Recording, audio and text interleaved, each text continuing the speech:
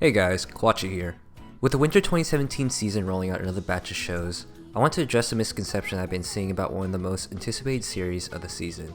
That series being Konosubarashi Sekai ni Shukufuku, or also known as Konosuba. Well, I want to address this idea that Konosuba's animation is bad.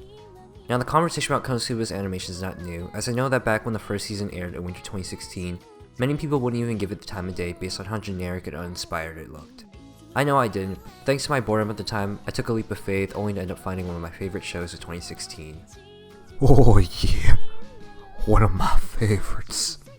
By no means do I want to insinuate that the show isn't beloved or appreciated by the masses, because it is loved, but I do want people to understand that the bad animation in Konosuba is actually well executed. If we were to just look at the show at a glance or a single frame, then yes, the show does look pretty ugly and the animation can look janky.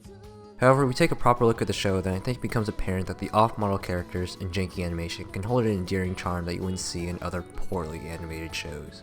Let's take for example the One Piece anime, not the manga. The manga is great. Go read those 700 plus chapters. Now I know that the One Piece anime is notorious for looking bad, that having expectations for Toei is stupid, and that the staff work year round. But nonetheless, it's a prime example of bad animation being done, well, badly.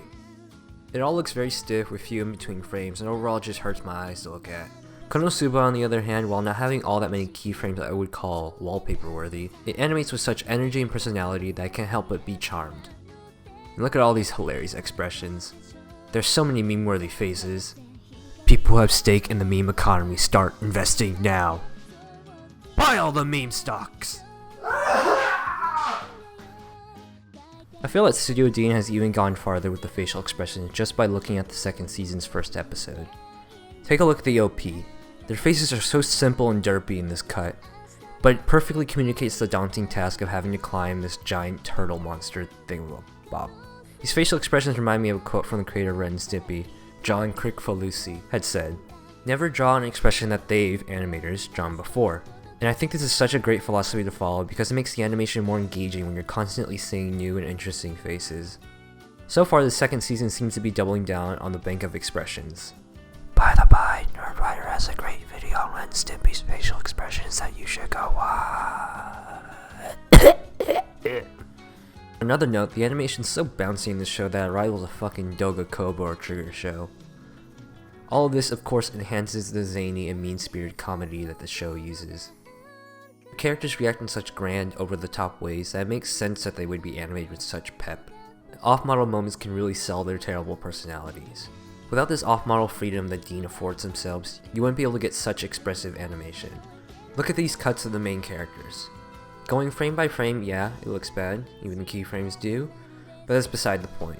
When you play it in real time, the cuts do what they need to, and that is to be comedic and energetic. The majority of Konosuba's animation does this. It isn't trying to look good, it's trying to put personality into the animation, something some studios should do more often. I've watched plenty of shows where the keys are easy on the eyes but are dreadfully boring to actually sit through because the animation is just so incredibly pedestrian.